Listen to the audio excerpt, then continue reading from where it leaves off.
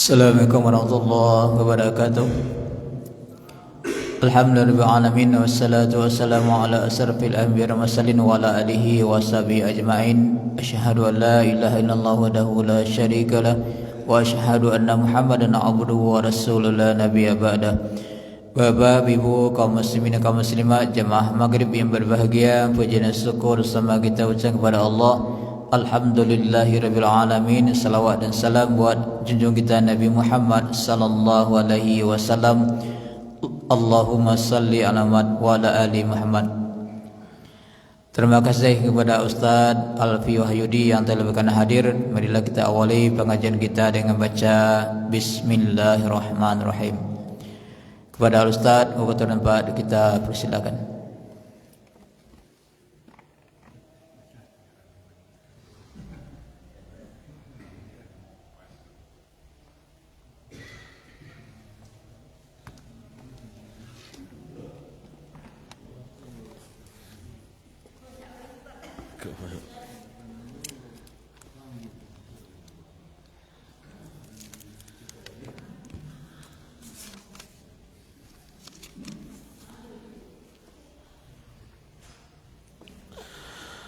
Bismillahirrahmanirrahim. Assalamualaikum warahmatullahi wabarakatuh. Alhamdulillahilladzi ja'alana wa iyyakum min ibadihi as-salihin. Ashhadu an la ilaha illallah wahdahu la syarika lah wa ashhadu anna sayyidana Muhammadan abduhu wa rasuluhu la nabiyya ba'dah. Allahumma salli wa sallim wa barik ala sayyidina Muhammad wa ala alihi wa sahbihi ajma'in, amma ba'd. Yang kami muliakan dan kami hormati Bapak dan Ibu pengurus, nenek mama, alim ulama, para orang-orang tua kami, Bapak dan Ibu kaum muslimin wal muslimat, yang insya-Allah pada malam hari ini kita dirahmati dan dimuliakan oleh Allah Subhanahu wa taala. Ucapan rasa syukur kembali kita sampaikan kepada Allah dengan ucapan alhamdulillahirabbil alamin. Salawat dan salam tercurah kepada Rasulullah. Allahumma salli ala sayyidina Muhammad wa ala ali sayyidina Muhammad. Bapak dan Ibu yang dirahmati dan dimuliakan oleh Allah Subhanahu wa taala, pada malam hari ini kita akan mengambil satu pesan yang ingin Allah sampaikan kepada hamba-hambanya, yang Allah jelaskan dan sampaikan di dalam Quran surah ke-92 yang Allah namakan dengan surah Al-Lail namanya. Di dalam surah Al-Lail ini ada dua hal yang ingin Allah sampaikan. Ada orang-orang yang fasanuyassiruhu lil yusra. Ada orang-orang yang memang hidupnya akan dipermudah oleh Allah. Aktivitasnya dipermudah, beribadah kepada Allah juga dipermudah, bahkan nanti menuju daripada surga akan juga dipermudah oleh Allah Subhanahu wa taala.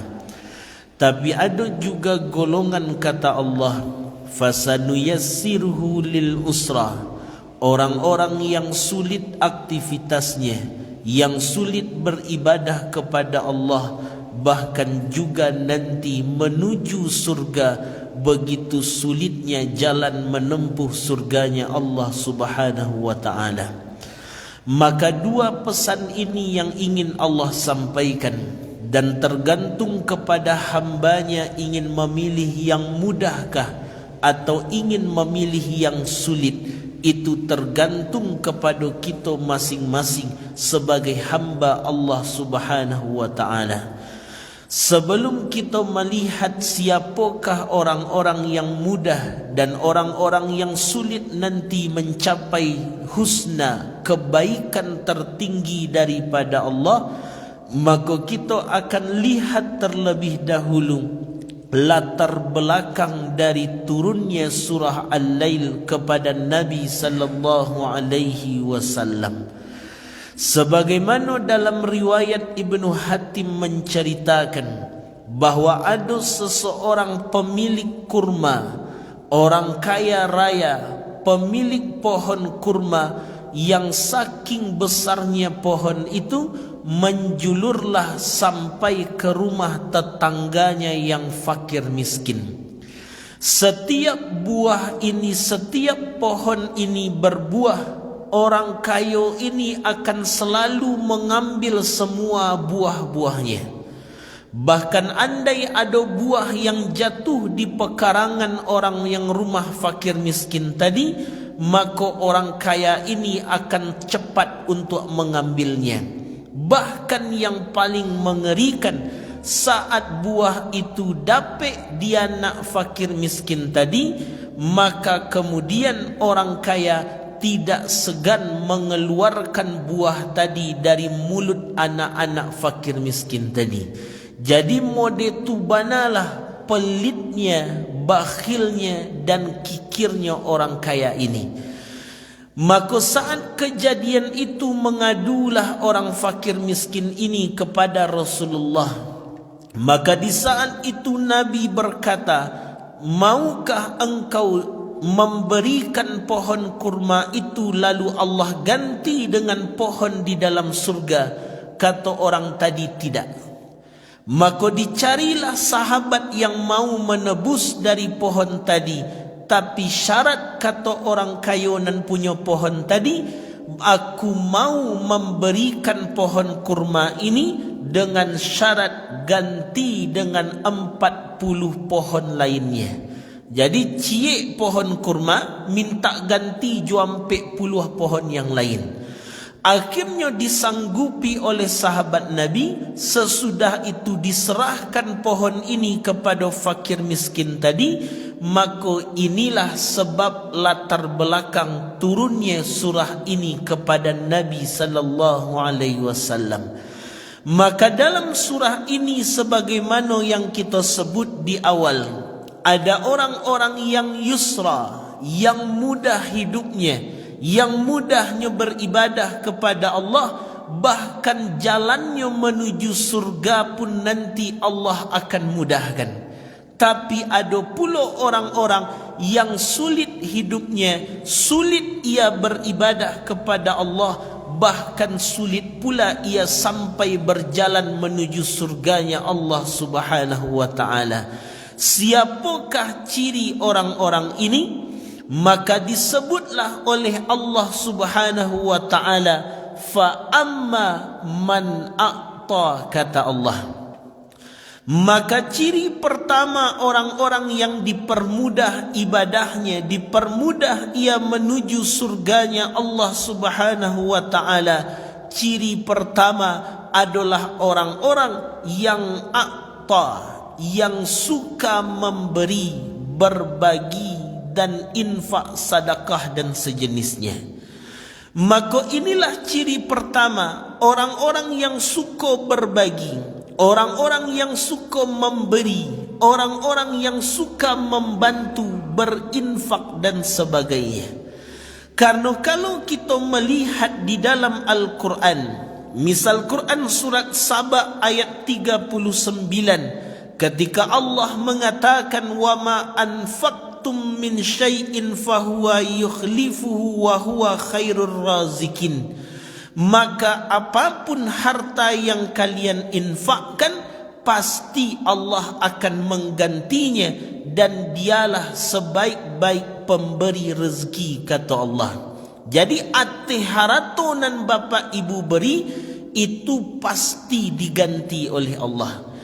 Tidak pun diganti dengan uang, tidak pun diganti kemudian dengan harta nan serupa. Minimal dalam hadis Nabi, as-sadaqatu taruddul bala, sedekah itu mampu menolak bala bencana. Jadi indakna ka diganti dia gia 1 juta, diganti 1 juta.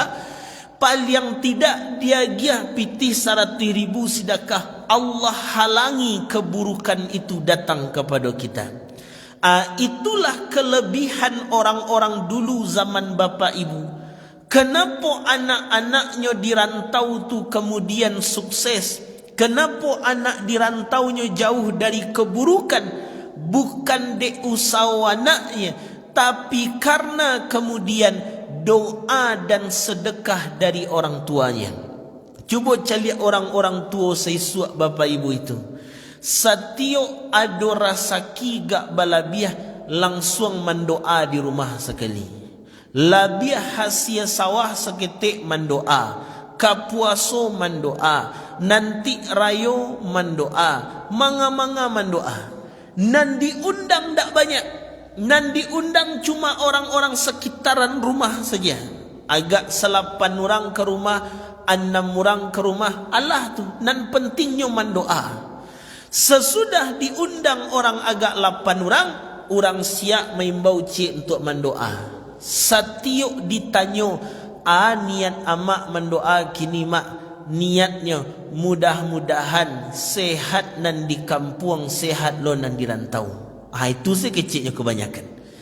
Setiap ditanya niatnya, niat amak mendoa mak, ko ada anak cucu sekolah kini mudah-mudahan tak buka je pangananya. Ko ada anak minantu sedang dirantau mencari rezeki, mudah-mudahan lancar rezekinya. Ma anak nan kini berumah tanggo, mudah-mudahan sakinah mawadah warahmahnya rumah tanggonya. Itu sekandaknya itu. Itu kelebihannya. Jadi lebihnya orang-orang dulu tu di doa dan sedekahnya. Asalai rasaki balabiah imbau orang mendoa, bersedekah makanan. Itu nan menjauhkan anak-anaknya dari bencana, dari keburukan dan bala itu, kata Nabi. Makanya Nabi mengatakan sedekah itu menolak bala bencana. Bahkan juga di dalam hadis yang lain digambarkan oleh Nabi, da'u mardakum bisadaqah, obati orang yang sakit di antara kalian dengan sedekah. Di samping sedekah memberi ini mempermudah jalan ke surga, di samping menolak bala bencana nan penyakit bisa sehat dengan sedekah. Tapi kuncinya dengan izin Allah Ta'ala. Bapa ibu ada nan sakit kini tak? Tak ada. Lutut tak? Lutut ratu-ratu yonya tu, tak ada tidaknya. Kalau kemudian lututnya sakit, dulu pernah ada orang ngadu ke Imam Ibnul Mubarak tentang penyakit yang bertahun-tahun dideritanya. Wahai Imam Ibnul Mubarak, penyakit lututku 7 tahun sakit. Kian kamari diubek, nak do batamu ubeknya. Kata Imam Ibnul Mubarak, pergilah engkau ke satu daerah yang daerah itu membutuhkan air. Gali semua di sinan. Katikalah digali, semakin orang memanfaatkan air itu, semakin sembuh penyakit kaki lututmu itu. Itu kecilnya. Jadi bapak ibu kalau ada sakit-sakit lutut, gali semua, ajan semuanya, mau kasihnya sedekahnya. Kamu kali semua di sekolah sambuh semuanya. Dan maksud adalah sedekahnya. Jadi itu kata Nabi, obati penyakitmu dengan sedekah. Dulu ada bapak ibu, ada seorang bapak-bapak ngecek mereka. Ambo kalau sedekah ko mau bei penyakit picayomu. Batu pak. Dulu waktu itu apakku dengan istrinya lun punya anak leh. Saat itunya bercerita istri amboko difonis kane penyakit kista. Lah sagadang uang logam di daki rahimnya. Kata dokter mengatakan tidak ada jalan lain kecuali dengan cara operasi, bu. Operasi pak dokter? Iya. Tapi ketika dioperasi, resikonya cie ibu. Apa resikonya? Nan rahim ibu mesti diangkat. Jadi ketika dioperasi penyakit kista, jo rahimnya mesti diangkat. Ketika rahim ibu diangkat, otomatis ibu ndak bisa punya anak lagi. Mandanga rahimnya kadiangke ndak bisa punya anak, menangih-nangih ibu ko. Tak bisa mbok punya anak Pak Doktor, tak bisa. Rahim ibu dangkit, tak ada cara lainnya, tak ada mesti itu caranya. Ibu ko menangih dek rahimnya kadiangkat tak bisa beranak, nan apa ko senyum-senyumnya di belakang. Tahu apa ibu bakok senyum-senyum? Ada ngasih cerita dulu, nanti dapat jawabannya itu. Ketika itu, setelah itu mendengar bahwa akan dioperasi, agak dokternya bilolah siap ibu operasi, datang kemari beliau. Akhirnya memang menjelang siap hatinya untuk operasi, maka ibu ko sedekah saja, sedekah sampai siap hatinya. Saatlah siap hatinya, ditemuinya dokter tu balik. Lah siap ibu operasi. InsyaAllah Pak Doktor. Biarlah awak periksa balik dulu di. Jadi ketika diperiksa kecik dokternya, di mai ibu berubek. Batu Pak Doktor. Ubek dan berminum selama kau nak do kemari-kemari. Batu Pak Doktor. Ketik kista ibu tu lain keciknya. Yo bana Pak Doktor. Yo bana. Di mai ibu berubek. Ibu makan ubek ketik kistanya. Tu apa Doktor? Kalau mode kau nak perlu ibu operasi ke dah? Kalau ndak dioperasi, apa Doktor? Lai bisa jambo beranak baru, insya-Allah rahim ibu nak jadi dangkit dah. Bisa ambo beranak, insya-Allah. Galak ibu ko mandangannya bisa beranak balik. Ketika ibu ko galak, apa ko nak menangis di belakang ni. Apa tu apa ibu? Ndak jadi babi ni cik lagi. Itu masalahnya. Kalau tadi kan gara-gara senyum tu kan, ko ndak jadi beranak bisa babi ni. Kiranya gagal sembuh penyakitnya. Itu gambaran ternyata sedekah tu bisa mengobati penyakitnya. Jadi obat-obati penyakit tu dengan sedekah. Bahkan juga di Quran surat Al-Munafikun ayat ke-10 Allah mengatakan, Rabbi laula akhartani ila ajalin qarib. Salah satu penyesalan orang-orang yang telah meninggal dunia, nanti meminta kembali agak sedikit sebentar untuk fa'asaddaka, untuk sedekah. Kenapa sedekah yang diminta oleh orang-orang yang telah meninggal dunia? Para ulama kemudian mengkajinya. Kenapa sedekah yang dimintanya? Karena memang satu-satunya ibadah yang ketikalah meninggal dunia tetap mengalir pahalanya, itulah sedekah. Jadi meninggal banawak nanti masuk dalam kubur dan pahalanya tetap mengalir. Dulu kata guru ambo almarhum mengatakan, kalau lai rasa ki balikanlah anak sekolah tu buku pelajarannya agak cik. Dulu kitab kalau di pondok itu, kitab pondok tu kan tak mahal. Yang sanawiyah tu waktu ambo sekolah dulu harganya 10.000. Paling kini harga 20-25.000. Kitab fikih 20.000 nanti pisnya yang diajarkan. Kok mode tu buya. Ketika wak balikan anak tu kitab, dipelajarinya kitab tu. Oh mode ko cara bau luak, mode ko cara sembayang. Diperbaikinya cara sembayangnya, cara bauluaknya sesuai dengan kitab nan dia gih tu. Maka sepanjangnya mengamalkan nan pahalonya mengamalkan mengalir ke orang dan membelikan kitab itu. Bahkan tak di situ saja, andailah besarnya nanti diumumkannya lo ke orang, modeko cara bauluak, modeko iko sampainya lo kajinya ke orang. Sudah disampaikannya kajian di kitabnya itu, diamalkan lo di orang. Berapa banyak orang nan mengamalkan nan pahalonya mengalir kawak dan membelikan kitab. Itu kok kata para ulama, orang meninggal minta sakit tik sejadi, sadati sejadi. Lai bisa sembayang sadati apa ibu? Tak bisa. Bisa haji umroh agak sedatiak? Tidak. Bisa puasa agak sedatiak? Tidak. Apa nan dimintanya? Cuma satu, sedekah. Cik dia giahnya meninggal mengalir pahalanya tadi. Itu manfaat dari sedekah. Tapi kebalikan kata Allah di ayat ke-8, wa amma man bakhila.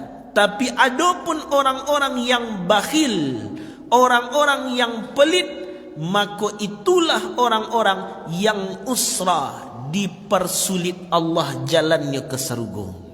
Ini ada dua istilah nanti. Ada bakhil, ada syuh. Pernah Bapak Ibu dengar istilah syuh? Shin ha, syuh. Pernah Bapak Ibu enggak?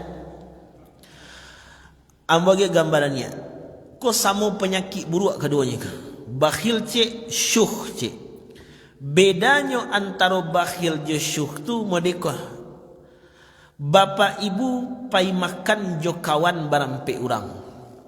Pai makan wak keluar nah. Kama yo kok dimanya lah. Jadi ndak ada kesepakatan apapun. Pokoknya pai makan. Ketika lah selesai makan, datang pelayan mantakan totalnya. Aku total makannya Bapak Ibu kecilnya.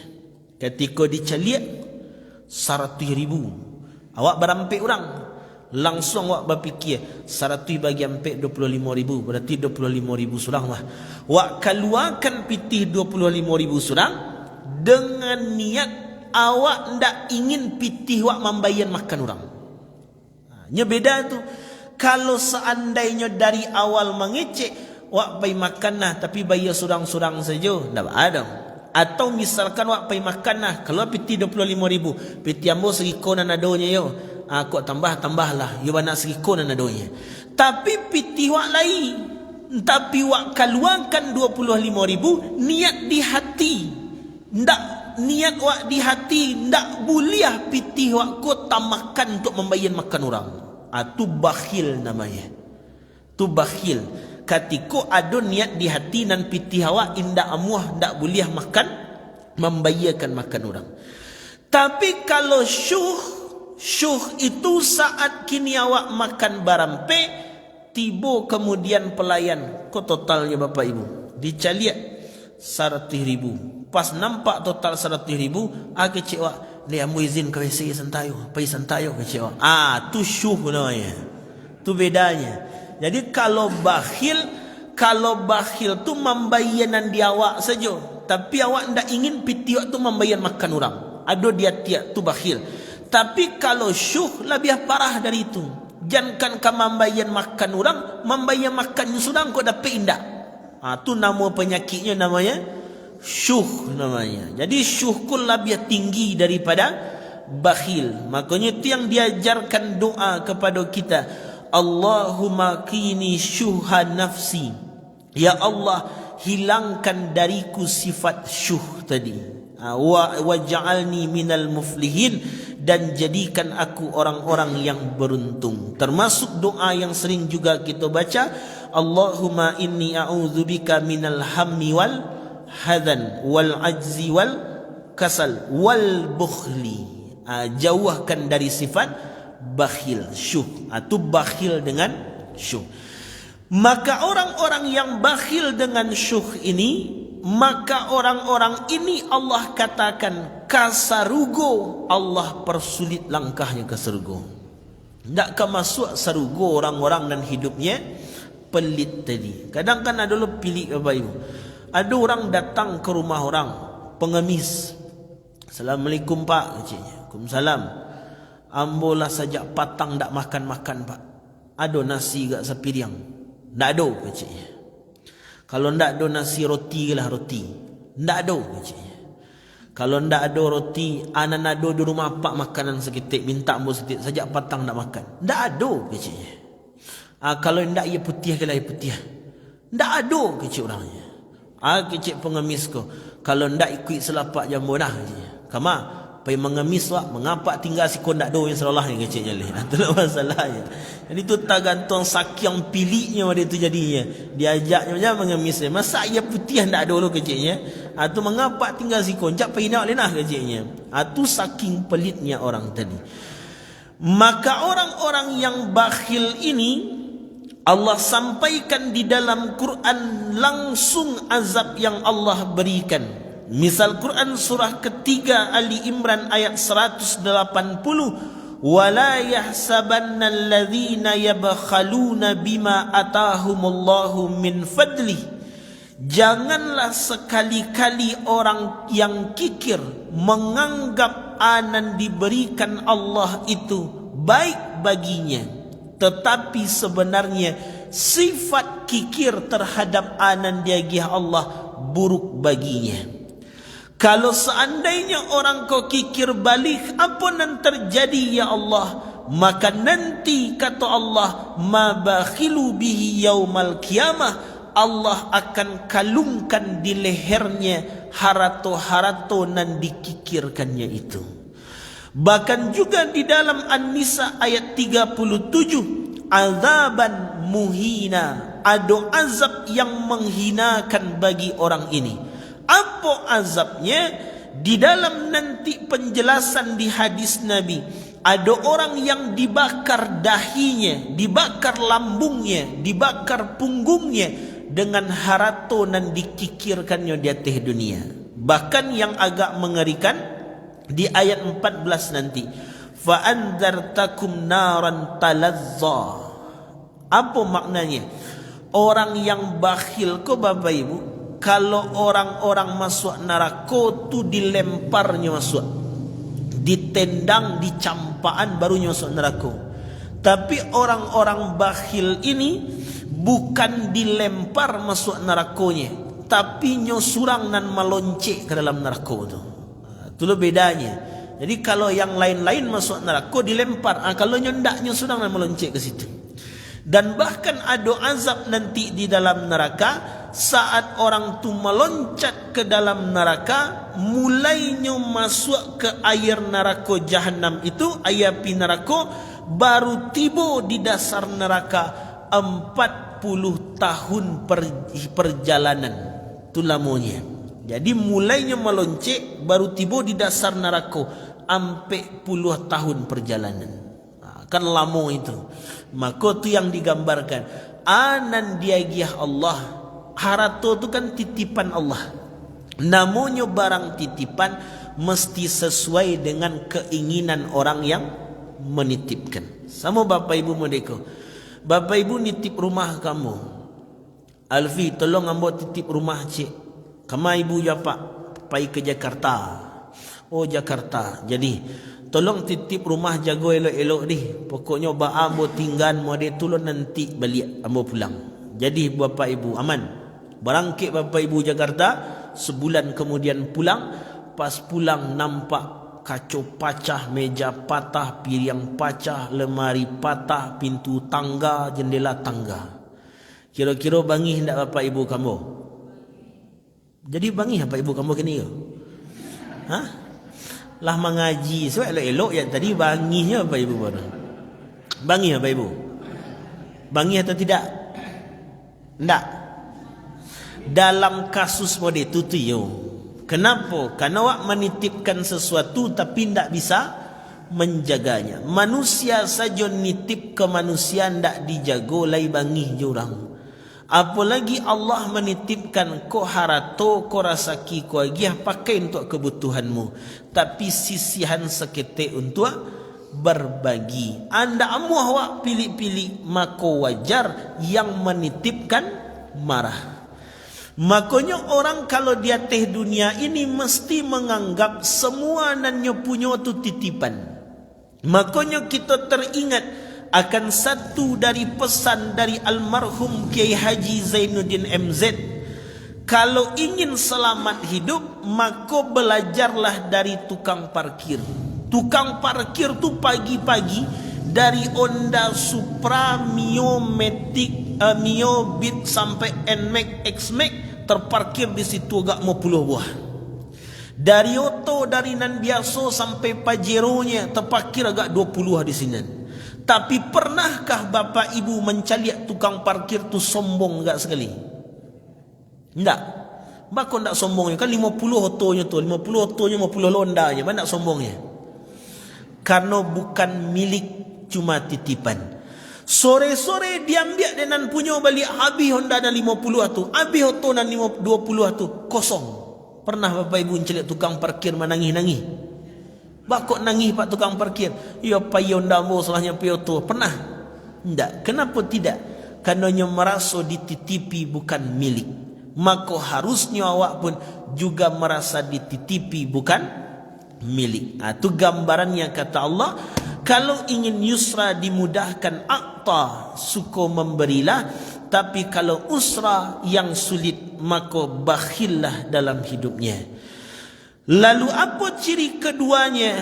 Di ayat kelima, ciri kedua orang-orang yang dipermudah itu wattaqa, yaitu orang-orang yang bertakwa. Lawan dari takwa subhanahu wa ta'ala. Jadi ada orang ko yang takwa ko nya butuh ke Allah, makanya ibadah. Tapi ada orang ko yang tak butuh ke Allah, sehingga ibadah tak muah, nyembah Allah tak muah. Tu tanda orang yang tak butuh ke Allah. Karena bapa ibu beribadah ko, kenapa? Karena awak butuh kepada Allah. Allah kan tak butuh ke awak. Itu kata Imam Ibn Athaillah mengatakan, andai pun seluruh manusia di permukaan bumi ini beribadah kepada Allah, tidak menambah kemuliaan Allah sebagai Tuhan. Tapi andai tidak ada satu pun manusia hamba-hamba dan beribadah bermaksiat sadualahnya, maka tidak akan mengurangi bahawa kemuliaan Allah sebagai Tuhan. Artinya yang awak indak Allah ndak butuh kawak, yang butuh awak kepada Allah. Itu kok beribadah awak ke Allah, maka diminta oleh Allah takwa. Kalau engkaulah bertakwa, sadualahnya kuat giah. Lihat nanti di dalam Quran surat 65 ayat 2 sampai 3. Siapa orang yang bertakwa, aku agiahkan rasaki dari yang tidak disangka-sangkanya. Andainya punya kesulitan, ku agiahkan jalan keluarnya.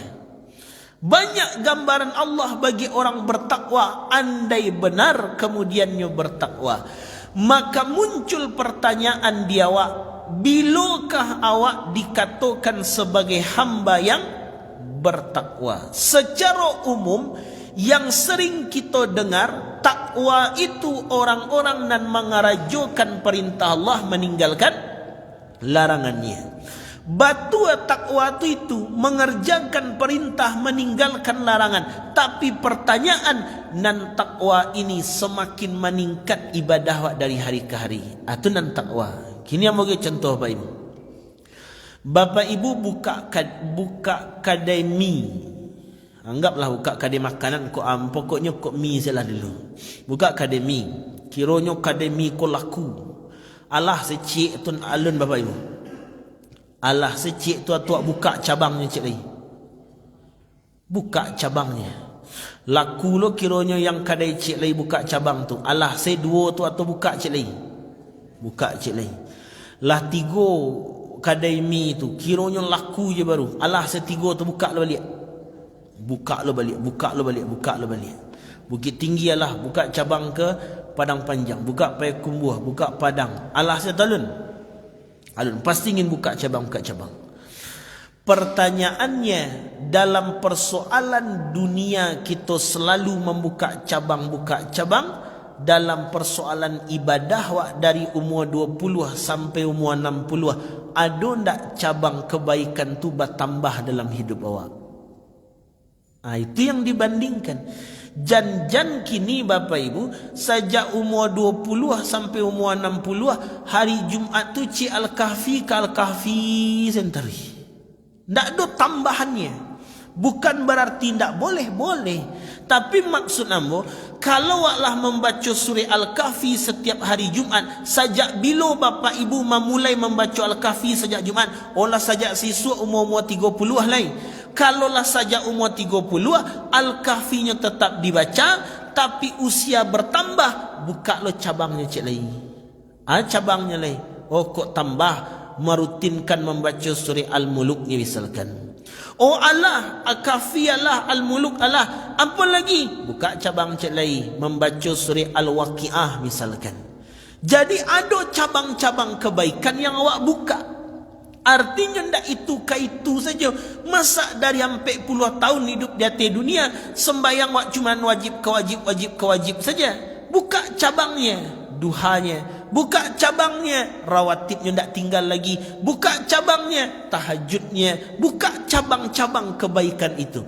Kenapa persoalan dunia kita ingin baun tuang gadang dengan membuka cabang? tapi persoalan akhirat kadang kita tidak mau membuka cabang kebaikan-kebaikan itu. Itu yang diminta oleh Allah, buka cabang itu sebanyak-banyaknya supaya engkau menjadi hambanan bertakwa. Tapi ada yang menarik yang disampaikan oleh beberapa pendapat tentang takwa itu. Selain takwa itu mengarajukkan perintah Allah, meninggalkan larangannya, kata Ibnu Umar mengatakan takwa itu apabila seseorang tidak melihat dirinya lebih baik dari orang lain. Itu nan takwa. Jadi yang takwa itu apa? Apabila seseorang tidak melihat dirinya lebih baik dari orang lain. Itu pula yang disampaikan oleh Imam Al-Hasan. Apa itu takwa, wahai Imam? Bila mana ia melihat setiap orang, ia akan berkata, orang ini jauh lebih mulia daripadaku. Itu nan takwa. Jadi yang takwa itu tidak ada awak kawak-awak-kawaknya lain. Kau tidak kan awak kawak je. Dan paling santiang awak, dan paling gagah awak, dan paling rancak awak, dan paling elok awak yang sadolahnya. Itu nan dibunuh di dalam diri sifat keakuan dalam diri. Itu kok dikaji istilahnya bab tasawuf itu. Tasawuf itu kan sama je tazkiyatun nufus. Tazkiyatun nufus itu bahagian dari tasawuf. Guna tasawuf intinya menghilangkan sifat keakuan dalam diri. Jangan awak jangan merasa hebat leh, jangan awak jangan merasa batu leh, jangan awak jangan merasa santiang leh. Hilangkan itu. Makanya dalam kajian tasawuf itu ada yang menarik. Bertemu engkau dengan orang pemaksiat, bertemu engkau dengan orang saleh, makanya akan menganggap alangkah beruntungnya orang ini. Kenapa? Karena kemudian kesalehannya jauh lebih saleh dariku. Bertemunya kemudian dengan orang yang bermaksiat, maka kemudiannya akan menganggap walaupun dia bermaksiat, tapi mungkin maksiatnya tidak sebanyak maksiat diriku. Jadi nan dipandangnya, dicaliaknya orang, langsung dirinya yang rendah. Itu yang dimaksud dengan takwa. Tapi kalau seketik-seketik mencimih orang saja, kalau takwa lagi dah. Kadang lalu orang itu, lalu orang ni muka cimih je, lalu orang muka cimih je. Kan acuk tu Bapak Ibu. Kadang mencimih itu kan tak je lidah saja, dia isyaratkan dia je. Itu yang maksud Amos sering Amos sebutkan, wailul likulli humazatil lumazah. Humazah tu mencela orang di depannya, lumazah di belakangnya. Ada yang menafsirkan humazah tu mencela orang dengan ucapan, lumazah dengan isyarat. Ada yang mengatakan kadang dia awak je ucapan tak ada mencemih orang, tapi setiap orang tu lalu amuli awak bagi rak sekali sen. Wah, mana-mana itu. Mengawak pada itu tu. Ya pasti niatnya mencemih siano tu. Aku alun bertakwa namanya. Maka takwa itu engkau tidak menganggap dirimu lebih dari orang lain. Maka sesuailah dengan yang disampaikan Allah. Allah itu menginginkan kita menjadi orang baik, iya. Tapi ketika kita menganggap diri kita lebih baik dari orang lain, itu masalahnya.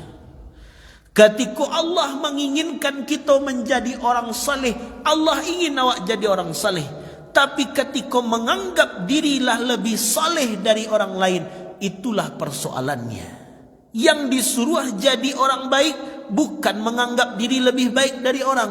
Yang disuruh menjadi saleh bukan menganggap diri lebih saleh dari orang. Itu yang diminta di agama. Maka takwa itulah yang dimaksud dengan takwa. Bahkan juga kata para ulama yang lain mengatakan, hendaklah engkau hidup seperti bumi. Bumi itu. Bumi itu Bapak Ibu bisa caliak. Orang soleh memijak bumi diterimanya. Pemaksiat memijak bumi diterimanya. Pernah bumi mengecek, yang boleh memijakku cuma orang soleh, yang maksiat tidak. Siapa boleh pijaklah. Ingin menginjakku berjalan di atasku boleh, dan banyak ibadah dan banyak dosa pijaklah. Maka orang-orang dalam artian orang bertakwa, mereka itu pula tidak membeda-bedakan orang lain. Tak beda-bedakan. Nyok kadang Bapak Ibu dicimeeh orang berdosa, sianan bisa memastikan sampai mati orang ko mati dalam keadaan buat dosa. Kan tak tahu. Mungkin dosonya banyak, ketika dosonya banyak, tugas awak mengajaknya untuk kembali dekat, bukan mencimeehnya. Mengakuannya sianu tu dosa sembuh. Hanya model itu. Kita disuruh mengajak tawasau bil haq wa tawasau bisab. Tapi jangan cimeeh. Katikolah dicimeeh, sianan bisa memastikan awak lebih elok darinya. Kan tak tahu. Mana tawan tiba hidayah kanya menjelang meninggalnya. Saat tiba dia diampuni Allah lo dosonya lai. Sementara awak lah banyak ibadah kamati ndak diampuni Allah dosa. Mana mulia awak dibanding orang tu. Itu ndak boleh membeda-bedakan orang tu. Sama saja makhluk Allah sadalahnya, umat Nabi Muhammad semuanya sama saja. Itu yang digambarkan. Bahkan juga pernah terjadi dialog antara sahabat Umar bin Khattab dengan Ubay bin Ka'ab. Saat itu Ubay ditanya oleh Umar bin Khattab, "Wahai Umar, apakah itu takwa?" Menjawablah Umar Ubay kala itu, "Pernahkah engkau lewat di sebuah jalan yang banyak rintangannya?" Pernah. "Apa yang kau lakukan?" "Maka aku akan berhati-hati melewati jalan itu." Maka Ubay bin Ka'ab berkata, "Itulah takwa." Apa takwa? Berhati-hati dalam berucap, berhati-hati dalam bertindak, dan berhati-hati dalam berbuat. Itu yang dimaksud dengan takwa. Jadi anan kadi kecian hati-hati, anan kadi kerajokan hati-hati. Kadang awak agak-agak miris yo Bapak Ibu. Ada ucapan-ucapan kadang yang tidak pantas disebut di masjid. Tapi baalai kini menjadi bahan yang menarik di orang muda itu. Bagi contoh, masjid ke rumah Allah. Nantilah kita bahas adab masjid itu. Adab masjid itu. Ketika di masjid ke rumah Allah, kata ulama mengatakan, siapa orang nan berada dalam masjid seakan-akan ia sedang duduk bersama Allah. Kalaunya kemudian dini di rumah Allah, berarti kehormatan rumah Allah mesti dijaga. Maka salah satunya menjaga ucapan, jangan sampai ucapan yang tidak pantas dalam masjid. Kadang ada modeko kecil, "Bapak Ibu, mata ko banyak dosanya." Dosanya nampak perempuan lewat di muka tu, muda, seksi kecilnya. Kalau dicaliak berdosa, indak dicaliak mubazir kecilnya, indak dicaliak barang bagus kecilnya. Kira-kira pantas tak kecil model itu di rumah Allah dibaca Bapak Ibu? Yang bermaksud. Tapi orang mendangai itu yo galak, mendangai akhirnya salahnya. Masa kalimat ndak dicaliak barang bagus, kan berartilah mencaliaknya tu tanda tahunya barang bagus. Disebut di rumah Allah Subhanahu wa taala. Bahkan tertawa, terbahak-bahak, kekeh-kekeh wana sampai sakit parik galak. Sehingga pulang mengaji ditanya, kajinya nak tentu penting sakit parik galak tanya. Cuba Bapak Ibu tes, pai Bapak Ibu ke kantor gubernur, tiba tempat gubernur di ruangannya. Lai taluk Bapak Ibu galak kekeh-kekeh dalam ruang gubernur tu. Apalagi di rumah Allah Subhanahu wa ta'ala. Jadi nanti ada adab-adab gitu gaji. Tapi itulah intinya, takwa itu berhati-hati dalam berucap, berhati-hati dalam berbuat, dan berhati-hati dalam bertindak. Itu yang digambarkan Allah. Dan orang-orang yang dipersulit istagna, orang-orang yang tidak lagi butuh ke Allah. Makna tidak butuh itu manga orang-orang yang tak mau lagi beribadah kepada Allah. Maka orang-orang yang akta suka memberi dan bertakwa, maka orang ini akan mendapati husna. Apa itu husna? Kebaikan yang paling tinggi. Apa itu tafsirannya? Kata ulama, surga. Jadi orang ko dapat surga, dimudahkan lo jalannya ke surga. Sia orang yang bertakwa dan suka memberi. Tapi ada orang-orang yang nanti jalan baik itu sulitnya mendapatkan. Ke surga itu sulit. Siapa mereka? Orang-orang yang bakhil dan orang-orang yang hidup tidak butuh kepada Allah Subhanahu wa ta'ala. Itulah pesan yang Allah sampaikan di dalam Quran surah Al-Lail, untuk kita memilih. Ingin memilih yang mawak, ingin memilih yang mudah, silahkan. Ingin memilih yang sulit pun juga silahkan. Karena Allah lah magih petunjuk, tinggal awak menentukan kama jalan pilihan yang akan kita pilih. Mungkin itulah Pak dan Ibu bisa kami sampaikan pada hari ini. Mudah-mudahan bermanfaat, terlebih bagi kami yang menyampaikan. Kalau ada sesuatu yang tidak pada tempatnya, mohon dimaafkan. Al-Fakir da'indallah. Allahumma salli ala Sayyidina Muhammad wa ala ali Sayyidina Muhammad. Assalamualaikum warahmatullahi wabarakatuh.